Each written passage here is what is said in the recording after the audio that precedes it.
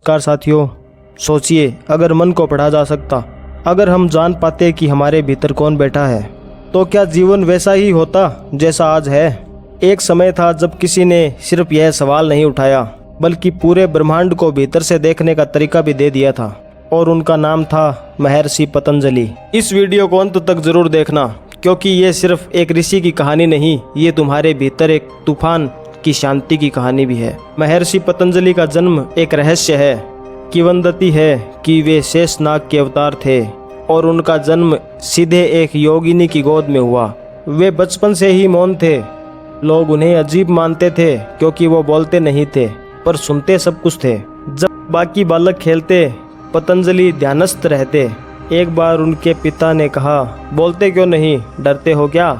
पतंजलि ने उत्तर नहीं दिया, बस आंखें बंद कर ली। यही से शुरू हुआ उनका पहला संघर्ष, बोलने की दुनिया में मौन को समझना और समझाना। एक दिन उन्होंने देखा कि मनुष्य दुख में क्यों है।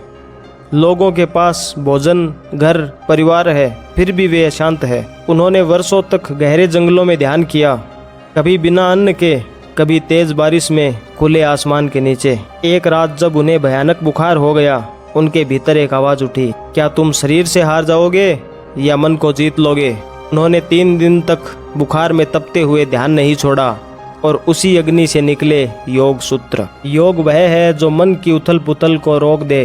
पतंजलि ने केवल 196 सूत्र में संपूर्ण मानसिक शांति का विज्ञान दे दिया था। दोस्तों, सूत्रों के 4 भाग, उनका स्वरूप क्या है, साधना कैसे करें, सिद्धियां और शक्तियां कैसे आती है, अंतिम मुक्ति कैसी है। उन्होंने कहा, योग केवल शरीर नहीं, यह तुम्हारी आत्मा की वापसी है, उसी स्रोत की ओर जहां से तुम आए थे। उनके जीवन की एक प्रेरक घटना है शिष्य की परीक्षा। एक बार एक शिष्य ने पूछा, गुरुदेव मुझे शक्ति चाहिए, सिद्धियां चाहिए। पतंजलि ने उसे कहा, 5 दिन तक सिर्फ चुप रहो और एक ही बात सोचो, मैं कौन हूँ। तीसरे दिन ही भाग खड़ा हुआ वो शिष्य।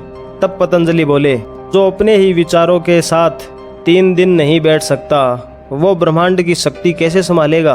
यही पतंजलि का संदेश था, पहले मन को जीतो, फिर बाकी दुनिया खुद हार जाएगी। उनका योगदान आज की दुनिया में। दोस्तों, आज जब मनुष्य चिंता, तनाव और डिप्रेशन से जूझ रहा है, पतंजलि के सूत्र फिर से जीवंत हो रहे हैं। योग अब सिर्फ भारत नहीं, दुनिया का सहारा बन गया है। हर आसन, हर ध्यान, हर प्राणायाम पतंजलि की ही कृपा है। कहते हैं महर्षि पतंजलि अंत समय में फिर मौन हो गए। उन्होंने अपने शिष्यों से कहा, अब मेरी वाणी सिर्फ भीतर बहती है, उसे पाना हो तो खुद मौन हो जाओ। और वे उसी शांति में विलीन हो गए। दोस्तों, जैसे हवा में गूंजता कोई अनहद नाद। आज हम पतंजलि को याद कर रहे हैं क्योंकि हमें खुद को याद दिलाने की जरूरत है कि हमारी असली शक्ति हमारे मन के पार है। अगर तुम्हारा मन तुम्हारा सेवक बन जाए तो जीवन एक साधना बन जाए। दोस्तों, पतंजलि का संदेश सिर्फ सुनो मत, उसे अपने अंदर उतारो।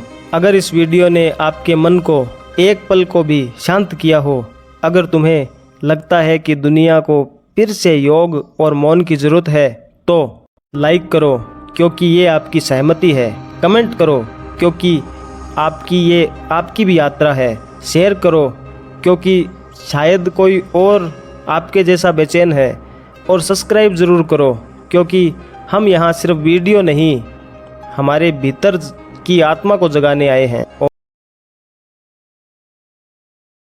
नमस्कार साथियों, आज हम उस इंसान की बात कर रहे हैं जो सिर्फ एक संत नहीं थे, वो एक पुल थे इंसान से आत्मा की ओर। वो अमेरिका गए लेकिन भारत की आत्मा को लेकर। उन्होंने पूरी दुनिया को सिखाया कि ध्यान कोई पुरानी परंपरा नहीं, आज की ज़रूरत है। उन्होंने कहा, तुम शरीर नहीं हो, आत्मा हो जो अनुभव कर रही है। हाँ, आज हम बात कर रहे हैं परमहंस योगानंद जी के बारे में और उनके उन संदेशों की जो सिर्फ किताबों में बंद नहीं बल्कि ज़िंदगी को भीतर से बदल देने वाले हैं। ये वीडियो कोई प्रवचन नहीं, ये एक यात्रा है आत्मा की ओर, खुद से मिलने की ओर। तो बस कुछ देर के लिए मोबाइल को मत देखो बल्कि खुद को सुनो, क्योंकि हो सकता है आज कुछ ऐसा सुनो जो तुम्हारी जिंदगी की दिशा ही बदल के रख दे। पहला संदेश, तुम शरीर नहीं हो, आत्मा हो जो शरीर को इस्तेमाल कर रही है। दोस्तों, आज के इस समय में हम बाहरी दिखावे में इतने उलझे हैं कि अपनी असली पहचान भूल गए हैं। योगानंद जी कहते हैं, तुम्हारी असली पहचान तुम्हारे कपड़े, मोबाइल या लुक से नहीं, बल्कि तुम्हारी आत्मा है जो स्थायी है। संदेश 2, अभी के पल में शांति से जियो, बाकी सब अपने आप सुलझ जाएगा। हम फ्यूचर की चिंता और पास्ट की गलती में फंसे रहते हैं, लेकिन शांति और सुकून आज में जीने से मिलता है, न कि कल के सोचने से। 3, जितना सरल बन सकते हो उतना बनो, जिंदगी हल्की लगेगी। जितना कम दिखावा उतना कम तनाव। रिश्तों में, लाइफस्टाइल में, सोच में सादगी अपनाओ और चैन पाओ। 4, असफलता के दिन ही असली बदलाव के बीज बोते हैं। जब सब कुछ बिखरता है, वहीं से कुछ नया बनने की शुरुआत होती है। हार को ही सबक माने, सजा नहीं। 5, थोड़ा पढ़ो, ज़्यादा ध्यान करो, हर वक्त ईश्वर को याद करो। दोस्तों, आज की भागदौड़ में भी थोड़ा वक्त मन शांत करने के लिए निकालो। डेली मेडिटेशन तुम्हारा माइंड रीसेट करता है। 6, केवल अपनी खुशी से आत्मा संतुष्ट नहीं होती, दूसरों की खुशी भी ज़रूरी है। खुद के लिए सब कुछ पाना और फिर भी खाली महसूस करना, इसका कारण है तुमने सिर्फ खुद के लिए जिया। दूसरों की खुशी में भी अपनी खुशी तलाशो। 7, बिना अंदर की शांति के दौलत भी बेमानी है। महंगी गाड़ी में बैठकर भी कई लोग बेचैन होते हैं। बाहर कितना भी बना लो, अगर भीतर तूफान है तो सब अधूरा ही लगेगा। 8, दया वो रोशनी है जो लोगों के बीच की दूरी मिटा देती है। आज की इस दुनिया में जहाँ लोग एक दूसरे से कटते जा रहे हैं, वहाँ दया ही वो जुड़ाव है जो रिश्तों को बचा सकता है। 9, अगर तुम बदल गए तो दुनिया बदलने की शुरुआत हो गई। यानी दूसरों को बदलने की उम्मीद छोड़ो, खुद ऐसा बनो कि लोग देखकर खुद को बदलना चाहे। 10, ही आत्मा का मंदिर है। बाहर भले शोर हो, लेकिन अगर मन शांत है तो जीवन में भी मंदिर जैसी पवित्रता महसूस होगी। 11, हर दिन अपने भीतर झांको, वही तुम्हारी सबसे बड़ी ताकत छुपी है। हम हर चीज़ बाहर ढूंढते हैं, मोटिवेशन, सुकून, जवाब, लेकिन असली रास्ता तो अंदर से शुरू होता है। कुछ पल खुद से मिलने में लगाओ। 12, ध्यान ही आत्मा की सबसे बड़ी भूख है। जैसे शरीर को खाना चाहिए, वैसे ही आत्मा को शांति चाहिए, और वो मिलती है सिर्फ ध्यान या मेडिटेशन से, मोबाइल स्क्रॉल करने से नहीं। 13, दुनिया का सबसे बड़ा युद्ध खुद की कमजोरियों से लड़ना होता है। यानी गुस्सा, ईगो, डर, आलस, इनसे लड़ना आसान नहीं, लेकिन इन्हें जीत लिया तो तुम दुनिया के किसी भी तूफान से बच सकते हो। 14, हर अनुभव अच्छा हो या बुरा तुम्हें गहराई से बड़ा बना रहा है। यानी बुरे वक्त में भी कुछ सीख छुपी होती है। हर दर्द तुम्हें समझदार और करुणावान बना रहा है, बस नज़र चाहिए उसे देखने की। 15, तुम्हारे विचार तुम्हारा भविष्य गढ़ते हैं। जैसा सोचोगे वैसी ही ऊर्जा बनोगे, और वही ऊर्जा तुम्हारे लोगों, काम और मौक़ों को खींचेगी। अपने सोचने का तरीका बदलो, दुनिया बदलती दिखेगी। 16, ईश्वर तुम्हारे एक सच्चे आह्वान से ज़्यादा दूर नहीं है। कोई लंबा पूजा पाठ जरूरी नहीं, बस एक दिल से निकली पुकार और ईश्वर तुम्हारे पास आ जाता है, तुम्हारे मौन में भी। 17, जैसे लोहे को रगड़ की धार मिलती है, वैसे आत्मा को संघर्ष से चमक मिलती है। लाइफ में जो तुम्हें तोड़ रहा है वही तुम्हें बड़ा भी बना रहा है। तकलीफें सिर्फ टेस्ट नहीं, ट्रांसफॉर्मेशन भी है। 18, भीतर की शांति बाहर की स्क्रीन से नहीं आती। सोशल मीडिया पर लाइक्स ढूंढते रहोगे तो दिन खाली ही रहेगा। कभी कभी फ़ोन साइड रखकर खुद से भी जुड़ो। 19, जिसे तुम खोने से डरते हो वो कभी तुम्हारा नहीं था। रिश्तों में जितनी पकड़ उतना ही दर्द। योगानंद जी कहते हैं, प्यार करो लेकिन बांधो मत, जो सच में तुम्हारा है वो कभी नहीं जाएगा। और आज के इस वीडियो का लास्ट संदेश, सादा जीवन ऊंचे विचार, ये आज भी काम करता है। 2025 में भी वही बात सच है, जितना सादा रहोगे उतना ही गहराई से सोच पाओगे। तुम्हारी सोच ही तुम्हारी ऊंचाई है। दोस्तों, इन 20 संदेशों में से शायद एक ने आपको सोचने पर मजबूर कर दिया होगा, या हो सकता है आपने खुद को इनमें कहीं पा लिया हो। परमहंस योगानंद जी ने हमें यही सिखाया कि सच्चा अध्यात्म वो नहीं जो सिर्फ मंदिर में मिले, बल्कि वो है जो तुम्हारी सोच, तुम्हारे रिश्ते और तुम्हारे जीवन को शुद्ध कर दे। ये दुनिया तेज है, लोग भाग रहे हैं, लेकिन जो रुक कर अंदर की ओर देखता है उसे बाहर की दौड़ में जीतने की जरूरत नहीं पड़ती। इस वीडियो को न सिर्फ सुना, हर दिन में एक बार और एक बात जी कर देखो, और अगर दिल कहे तो ये बात किसी ऐसे व्यक्ति तक पहुंचाओ जिसे अल्फाज खुद से मिलने का वक्त ही नहीं मिल पा रहा। अंत में बस इतना ही कहूँगा, सच्चा ज्ञान वो है जो तुम्हें दूसरों से नहीं खुद से मिला दे। शांति रहे तुम्हारे भीतर, तुम्हारी सांसों में। आप देख रहे थे रूह की बात नबी के साथ। चैनल को ज़रूर सब्सक्राइब करें दोस्तों, अगर अच्छी लगे मेरा कंटेंट। बहुत बहुत धन्यवाद।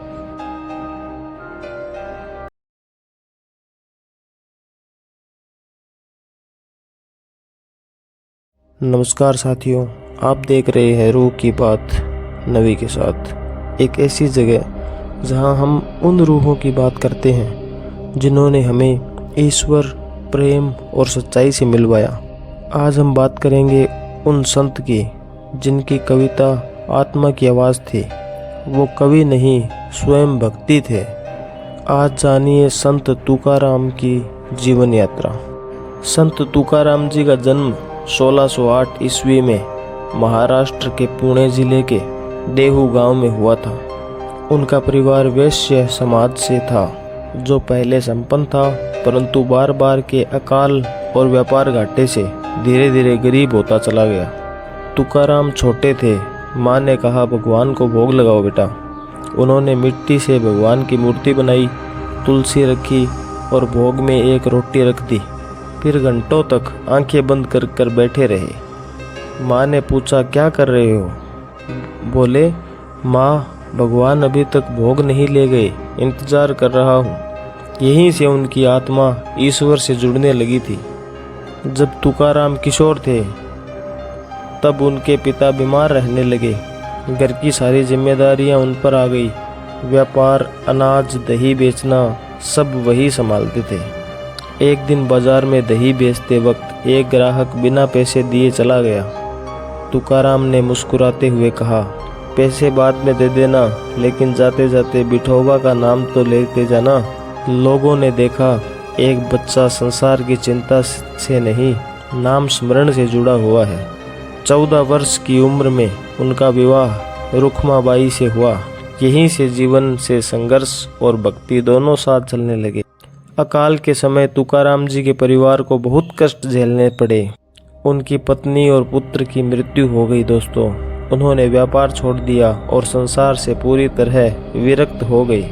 अब वे विठोबा की भक्ति में डूबने लगे। उन्होंने कहा, माझे मना शांत हो, विठोबा पासी आहे तुझे सुख, अर्थात हे मेरे मन शांत हो जा, तेरा सुख सिर्फ विठोबा में है। उनकी दिनचर्या नदी किनारे बैठकर अभंग लिखना, भजन गाना और ध्यान लगाना बन गया। तुकाराम जी संस्कृत नहीं जानते थे। उन्होंने अभंग नामक लोक भाषा में भक्ति रचनाएं लिखी। उनकी कविता सीधी, सच्ची, अनुभव जनित होती थी। एक प्रसिद्ध अभंग है, आम ही जे न देखे रघुबीरा, तयासी काय पहावे, अर्थात जिसे हमने नहीं देखा वो रघुवीर, वो राम, उसे कैसे देखें, वो हृदय में है। जिनकी वाणी में इतना प्रभाव था कि ग्रामीण किसान, स्त्रियां, बच्चे सब उन्हें सुनने बैठ जाते थे। पर दोस्तों, जब समाज के पंडितों ने देखा कि तुकाराम जी को लोग पूजने लगे तो ईर्ष्या हुई। कहा गया, ये अशिक्षित व्यक्ति धर्म की बात कैसे कर सकता है। उन्होंने आदेश दिया, अपने अभंग नदी में फेंक दो, अगर सत्य है तो वो तैरेंगे। तुकाराम जी ने बिना विरोध किए सारे अभंग इंद्रायणी नदी में प्रवाहित कर दिए। कुछ दिन बाद वही अभंग तैरते हुए नदी में ऊपर आए। ये कोई चमत्कार नहीं, यह सत्य की शक्ति थी। तुकाराम जी विठोबा को भगवान नहीं, मित्र, पिता, प्रेमी मानते थे। उनकी कविता में विठोबा से झगड़ा भी होता, मिन्नत भी। कधी मी रुसतो, कधी विठोबा रुस दो, पण दोहे ही एक मेकान सिवाय राहत नहीं। अर्थात कभी मैं रूठता हूँ, कभी विठोबा, पर दोनों एक दूसरे के बिना नहीं रह सकते। कहा जाता है कि 1649 में तुकाराम जी ने अपने शिष्यों से कहा, अब समय आ गया है, मैं जा रहा हूँ विठोबा के धाम। और फिर वे अपने शरीर सहित बैकुंठ गए। यह कोई मिथक नहीं, ये उस आत्मा की पूर्णता थी जिसने ईश्वर को जीवन बना लिया था। दोस्तों, तुकाराम जी का जीवन हमें सिखाता है कि भक्ति ना तो भाषा मांगती है, ना जात। भक्ति मांगती है एक सच्चा हृदय जो कह सके, हे विठोबा, अब बस तू ही तू है। दोस्तों, अगर संत तुकाराम जी की एक कथा आपके हृदय को छू गई हो तो इस लाइक, कमेंट और शेयर ज़रूर करें। और एक बात कमेंट में ज़रूर बताएं, क्या आपको कभी भक्ति ने जीवन के कठिन समय में संभाला है? ऐसे ही और आध्यात्मिक यात्राओं के लिए जुड़े रहिए रूह की बात नवी के साथ, जहां हम मन नहीं आत्मा को सुनते हैं। बहुत बहुत धन्यवाद।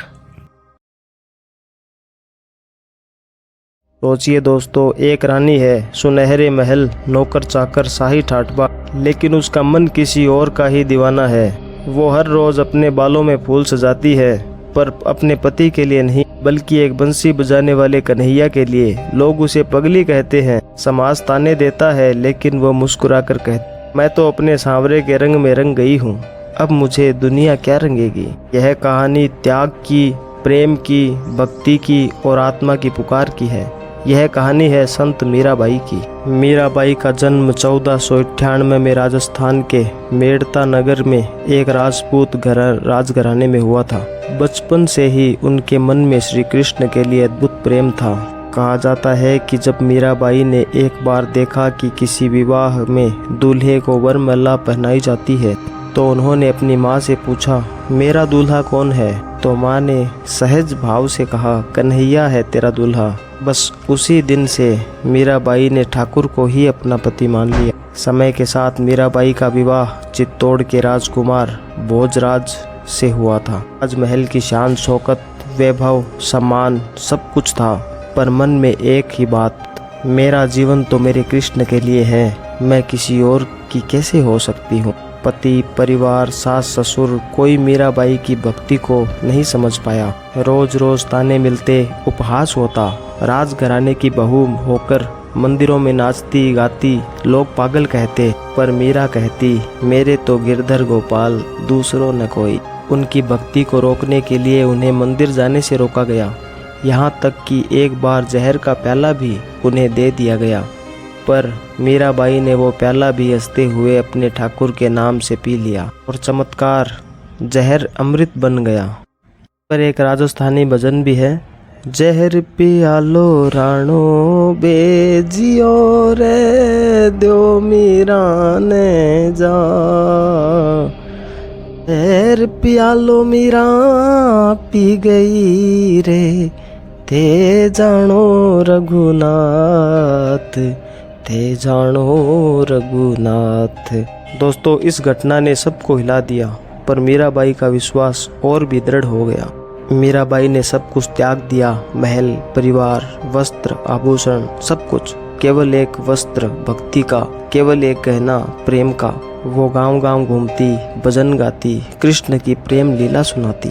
लोग उन्हें देवी मानने लगे और मीरा कहती, पायो जी मैंने राम रतन धन पायो, पायो जी मैंने राम रतन धन पायो। कई वर्षों तक भक्ति में लीन रहने के बाद जब द्वारिका के मंदिर में श्री कृष्ण की मूर्ति के सामने उन्होंने अपनी आत्मा अर्पित की, तो कहा जाता है कि मूर्ति में समा गई। जीवन का अंतिम क्षण मीराबाई और श्री कृष्ण, जिनका प्रेम कभी अलग हुआ ही नहीं, एकाकार हो गया। मीराबाई ने हमें सिखाया कि अगर प्रेम सच्चा हो तो समाज, बंधन, जहर कुछ भी आड़े नहीं आता। जो भक्ति में डूब गया वही मुक्त हुआ। जो दुनिया छोड़कर प्रभु को थाम लेता है वही सच्चा विजेता होता है। दोस्तों, आपका अपना चैनल रूह की बात नबी के साथ, जहां हम आत्मा की बात करते हैं, सत्य की राह पर चलते हैं। अगर आपको मीराबाई की ये अमर कथा छू गई हो तो कमेंट में ज़रूर लिखें, मैं भी प्रेम मार्ग का पथिक बनना चाहता हूँ या चाहती हूँ। और वीडियो को ज़रूर शेयर करें ताकि उस तक जिसके जीवन में भक्ति की लौ जलानी है उस तक भाई ज़रूर पहुँचे। बहुत बहुत धन्यवाद।